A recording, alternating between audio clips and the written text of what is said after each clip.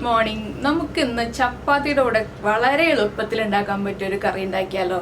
നമ്മുടെ ഉള്ളിക്കറിയാണ് കേട്ടോ. ഉള്ളിയും ക്യാപ്സിക്കവും ചേർത്തിട്ടാണ് നമ്മൾ ഉണ്ടാക്കുന്നത്. ഉള്ളി എന്ന് പറഞ്ഞിട്ടുണ്ടെങ്കിൽ ഞാൻ ഉദ്ദേശിച്ചത് സവോളയാണ്. സവോളയും ക്യാപ്സിക്കവും ചേർത്ത് വളരെ ഈസി ആയിട്ട് തയ്യാറാക്കാൻ പറ്റിയ ഒരു സൈഡ് ഡിഷാണ്. അപ്പോൾ നിങ്ങൾ ഇതുപോലെ സവോളയും ക്യാപ്സിക്കവും ചേർത്തിട്ട് കറി ഉണ്ടാക്കിയിട്ടില്ലെങ്കിൽ ഉറപ്പായിട്ടും ട്രൈ ചെയ്യൂ. ചപ്പാത്തിയുടെ കൂടെ വളരെ നല്ല കോമ്പിനേഷനാണ്. അപ്പോൾ നമുക്ക് എങ്ങനെയാണ് നമ്മുടെ കറി തയ്യാറാക്കുന്നത് നോക്കാം.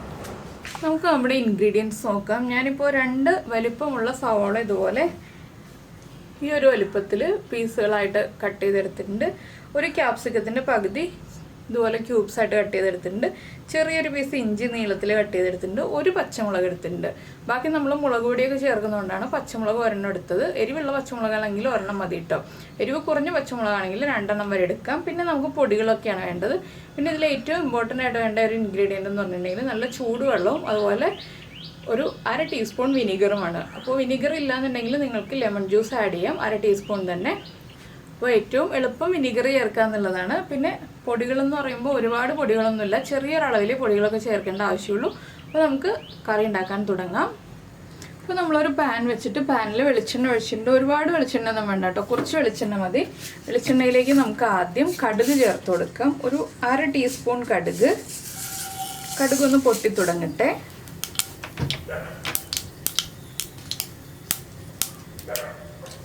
നമ്മുടെ കടുക് പൊട്ടിക്കഴിയുമ്പോൾ 2 വറ്റൽമുളക്, അതുപോലെ തന്നെ നമ്മൾ കട്ട് ചെയ്ത് വെച്ചിരിക്കുന്ന ഇഞ്ചി ഇത്രയും ചേർക്കുക. ആ ഇഞ്ചിയുടെ ഫ്ലേവർ ഒന്ന് എണ്ണയിലേക്ക് ഇറങ്ങി വരണം, അതുവരെ ഒന്ന് ഇളക്കി കൊടുക്കുക. ഒരു 2-3 പ്രാവശ്യം ഒന്ന് ഇളക്കി കൊടുത്തിട്ടുണ്ടെങ്കിൽ ഇഞ്ചിയുടെ ഫ്ലേവറൊക്കെ എണ്ണയിലേക്ക് മിക്സ് ആയിക്കോളും. ഇനി നമ്മളിതിലേക്ക് ചേർക്കുന്നത് നമ്മൾ കട്ട് ചെയ്ത് വെച്ചിരിക്കുന്ന സവോള.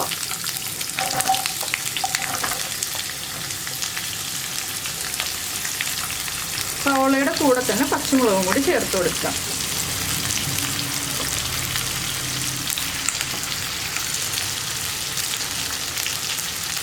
ഇനി ഇതിലേക്ക് ഒരു തണ്ട് കറിവേപ്പിലയും കൂടി ചേർക്കാം. ഇനി നന്നായിട്ടൊന്ന് വഴറ്റിയെടുക്കുക. സവോളയ്ക്ക് ആവശ്യമായ ഉപ്പും കൂടി നമുക്കിപ്പോൾ ചേർത്ത് കൊടുക്കാം.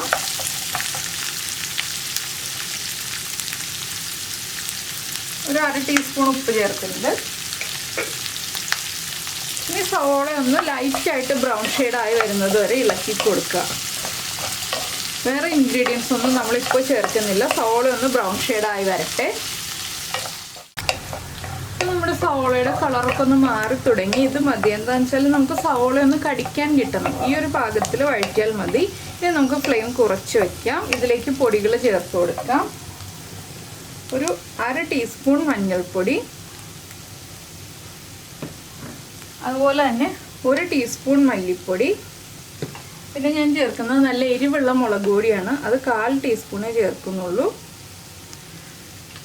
1/2 ടീസ്പൂൺ കാശ്മീരി ചില്ലി പൗഡർ, ഒരു കളർ കിട്ടാൻ വേണ്ടിയിട്ടാണ് കാശ്മീരി ചില്ലി പൗഡർ ചേർക്കുന്നത്. ഇത്രയും ചേർത്തിട്ട് നന്നായിട്ട് വഴറ്റിയെടുക്കുക. നിങ്ങൾക്ക് ഈ ഒരു കറിയിൽ തക്കാളി ചേർക്കണം എന്നുണ്ടെങ്കിൽ ചേർക്കാം. പക്ഷെ തക്കാളി ചേർക്കുന്നതിനേക്കാൾ ടേസ്റ്റ് നമ്മൾ വിനീഗർ ചേർക്കുമ്പോഴോ അല്ലെങ്കിൽ ലെമൺ ജ്യൂസ് ചേർക്കുമ്പോഴാണ് കേട്ടോ. തക്കാളി ചേർക്കുന്നത് അത്ര പെർഫെക്റ്റ് അല്ല, അതുകൊണ്ടാണ് ഞാൻ തക്കാളിയുടെ കാര്യം പറയാതിരുന്നത്, പുളിക്ക് വേണ്ടിയിട്ട്. അപ്പോൾ ഇനി ഈ പൊടികളൊന്ന് കുക്കായി വരട്ടെ. ലോ ഫ്ലെയിമിൽ വെച്ചിട്ട് പൊടികൾ കുക്ക് ചെയ്തെടുക്കുക. വളരെ ഈസി ആയിട്ട് ഉണ്ടാക്കാൻ പറ്റുന്ന ഒരു കറിയാണ്. സവോള ഇതിലും ചെറുതായിട്ട് കട്ട് ചെയ്തിട്ടുണ്ടെങ്കിൽ നമുക്ക് കടിക്കാൻ കിട്ടില്ല, അതുകൊണ്ടാണ് സവോള നമ്മൾ ഇത്രയും വലുതായിട്ട് കട്ട് ചെയ്യുന്നത്. ഇതിലും ചെറുതായിട്ട് കട്ട് ചെയ്യരുത് കേട്ടോ. ഇനിയിപ്പോൾ നമ്മുടെ കറി റെഡിയായി വരുമ്പോൾ എരിവ് കുറവാണെന്നുണ്ടെങ്കിൽ ഒരു 1/4 ടീസ്പൂൺ കുരുമുളക് പൊടി ചേർത്ത് കൊടുക്കുക കേട്ടോ അവസാനം. അത് അവസാനം മതി, ഇപ്പോൾ കുരുമുളക് പൊടി ചേർക്കേണ്ട. കറി റെഡിയായി കഴിഞ്ഞിട്ട് എരിവ് കുറവാണെങ്കിലുള്ള കാര്യം പറഞ്ഞതാണ്. അപ്പോൾ നമ്മുടെ പൊടികളൊക്കെ കുക്കായി വരാനായിട്ട് 1 മിനിറ്റ് സമയമെടുക്കും. അപ്പോൾ നമ്മൾ 1 മിനിറ്റ് ഒന്ന് ലോ ഫ്ലെയിമിൽ വെച്ച് ഇളക്കി കൊടുത്തുകൊണ്ടിരിക്കുക. അപ്പോൾ നമ്മുടെ പൊടികൾ കുക്കായി തുടങ്ങിയിട്ടുണ്ട്. ഞാൻ ഇനി ഇതിലേക്ക് 1/2 ടീസ്പൂൺ വിനീഗർ ചേർക്കാൻ പോവാണ്. 1/2 ടീസ്പൂൺ മതി, അധികം വേണ്ട, ചെറിയൊരു പുളി ടേസ്റ്റ് മതി.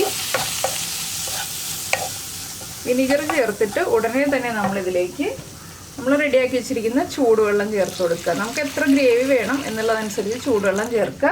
ഒരുപാട് ഗ്രേവി വേണ്ട. എന്താണെന്ന് വെച്ചാൽ ഇതൊന്ന് തിളച്ച് റെഡ്യൂസ് ആയാൽ മതി, ഒരുപാട് സമയം തിളയ്ക്കണ്ട. ഞാനിപ്പോൾ ഒരു കപ്പോളം വെള്ളം ചേർത്തിട്ടുണ്ട്. ഒരു 1/4 കപ്പും കൂടി വെള്ളം ചേർക്കുന്നുണ്ട്. ഒന്നുകൂടി ഒന്ന് തിളച്ച് വറ്റാൻ ആവശ്യമായ വെള്ളം, 1.25 കപ്പ് വെള്ളമാണ് ചേർക്കുന്നത്. വെള്ളം ഒന്ന് തിളച്ച് ഒന്ന് കുറുകി തുടങ്ങുമ്പോൾ വേണം നമുക്ക് ബാക്കിയുള്ള കാര്യങ്ങളൊക്കെ ആഡ് ചെയ്യാനായിട്ട്. അപ്പോൾ ഇതൊന്ന് തിളച്ച് കുറുകി വരട്ടെ. അപ്പോൾ നമ്മുടെ കറി ഇതാ നന്നായിട്ട് തിളച്ച് തുടങ്ങിയിട്ടുണ്ട്. ഇനി നമുക്ക് ലോ ഫ്ലെയിമിൽ വെച്ചിട്ട് ഒരു 3 മിനിറ്റ് തിളപ്പിച്ചെടുക്കാം. അതിനുശേഷമാണ് നമ്മൾ ബാക്കി കാര്യങ്ങൾ ആഡ് ചെയ്യുന്നത്. അപ്പോൾ ബാക്കിയുള്ള കാര്യങ്ങളും കൂടി ആഡ് ചെയ്തിട്ട് വേണം നമ്മൾ പുളിയും ഉപ്പും എരിവും എല്ലാം ചെക്ക് ചെയ്യാൻ. ഒരു 3 മിനിറ്റ് ഇത് ലോ ഫ്ലെയിമിലിരുന്ന് തിളച്ച് വരട്ടെ. അപ്പോൾ നമ്മുടെ കറി ഒന്ന് തിളച്ച് ചെറുതായിട്ടൊന്ന് വറ്റിയിട്ടുണ്ട്. ഇതിലേക്ക് നമുക്ക് ക്യാപ്സിക്കം ചേർത്ത് കൊടുക്കാം. ക്യാപ്സിക്കം നന്നായിട്ട് കുക്കാവണം എന്നുണ്ടെങ്കിൽ നമ്മൾ വിനാഗിരിയും ചേർത്ത് വെള്ളവും ചേർത്ത് അതിൻ്റെ ഒപ്പം തന്നെ ആ കറി തിളച്ച് തുടങ്ങുമ്പോൾ തന്നെ ക്യാപ്സിക്കം ചേർത്ത് കൊടുക്കാം. എനിക്ക് ക്യാപ്സിക്കം ഒന്ന് കടിക്കാൻ കിട്ടുന്നതാണ് ഇഷ്ടം. അതുകൊണ്ടാണ് ഞാൻ ഈ ഒരു സ്റ്റേജിൽ ക്യാപ്സിക്കം ചേർക്കുന്നത്. അപ്പോൾ ക്യാപ്സിക്കം ഓവർ കുക്കായി പോവില്ല. ഇനി ക്യാപ്സിക്കവും കൂടി ചേർത്തിട്ട് ഒരു 2 മിനിറ്റ് മീഡിയം ഫ്ലെയിമിൽ വെച്ച് തിളപ്പിച്ചെടുക്കുക. അപ്പോൾ നമ്മുടെ കറിയുടെ കൺസിസ്റ്റൻസി കറക്റ്റ് ആയിരിക്കും. ആ ക്യാപ്സിക്കവും കൂടി ചേർത്ത് 2 മിനിറ്റ് തിളപ്പിച്ച് കഴിഞ്ഞിട്ട് നമ്മൾ ഉപ്പും പുളിയും എരിവും ചെക്ക് ചെയ്യുക. അതിനുശേഷം എരിവ് കൂടുതലാണെങ്കിൽ ബാലൻസ് ചെയ്യാനുള്ള ഒരു ടിപ്പും കൂടി പറഞ്ഞു തരാം. ഇപ്പോൾ ഇതൊന്ന് 2 മിനിറ്റ് മീഡിയം ഫ്ലെയിമിൽ വെച്ച് തിളപ്പിക്കുക. അപ്പോൾ നമ്മുടെ ക്യാപ്സിക്കം ചേർത്ത് കഴിഞ്ഞിട്ട് ഒരു 2 മിനിറ്റ് കഴിഞ്ഞു. എനിക്ക് ഇത്രയും കുക്കായാൽ മതി കേട്ടോ. അതുകൊണ്ട് ഞാനിപ്പോൾ ഇനി ബാക്കിയുള്ള കാര്യങ്ങൾ ചേർക്കണം. ഒരു 1/2 ടീസ്പൂൺ ഗരം മസാലപ്പൊടി, അതുപോലെ തന്നെ അടുത്തത് ഓപ്ഷനിലാണ്. നിങ്ങൾക്ക് താല്പര്യമുണ്ടെങ്കിൽ ചേർക്കാം, താല്പര്യമില്ലെങ്കിൽ ചേർക്കേണ്ട. ഒരു 1/4 ടീസ്പൂൺ നമ്മുടെ നല്ല ജീരകം, നമ്മുടെ ക്യൂമിൻ സീഡ്സ് വറുത്ത് പൊടിച്ചത്. ഇത് താല്പര്യമുണ്ടെങ്കിൽ മാത്രം ചേർത്താൽ മതി. ആ ക്യൂമിൻ സീഡ്സിൻ്റെ ടേസ്റ്റ് ഇഷ്ടമുണ്ടെങ്കിൽ ചേർക്കാം. ഇനി നന്നായിട്ടൊന്ന് ഇളക്കി മിക്സ് ചെയ്യുക. അപ്പോൾ നമ്മുടെ കറിയുടെ കളറൊക്കെ ഒന്ന് ചേഞ്ച് ആയി വന്നിട്ടുണ്ട്. ഇത് കണ്ടോ, ക്യൂമിൻ സീഡ്സ് നന്നായിട്ട് റോസ്റ്റ് ചെയ്തതാണ്, അതുകൊണ്ടാണ് ഈ കളർ ചേഞ്ച് വരുന്നത്. ഇനി നമുക്ക് ഫ്ലെയിം ഓഫ് ചെയ്യാം. ഇതിലേക്ക് നിങ്ങൾക്ക് വേണമെങ്കിൽ മല്ലിയില ചേർക്കാം. ഞാനിപ്പോൾ മല്ലിയില ഒന്നും ചേർക്കുന്നില്ല. ഈ ഗ്രേവി ഒന്നുകൂടി ഒന്ന് കുറുകും കേട്ടോ. ചൂട് മാറി വരുന്നതനുസരിച്ച് ചെറുതായിട്ടൊന്ന് ഗ്രേവി കുറുകും. ഇപ്പോൾ ഞാൻ ഉപ്പൊക്കെ ചെക്ക് ചെയ്തു. ഉപ്പൊക്കെ കറക്റ്റാണ്, പുളിയും കറക്റ്റാണ്, എരിവും കറക്റ്റാണ്.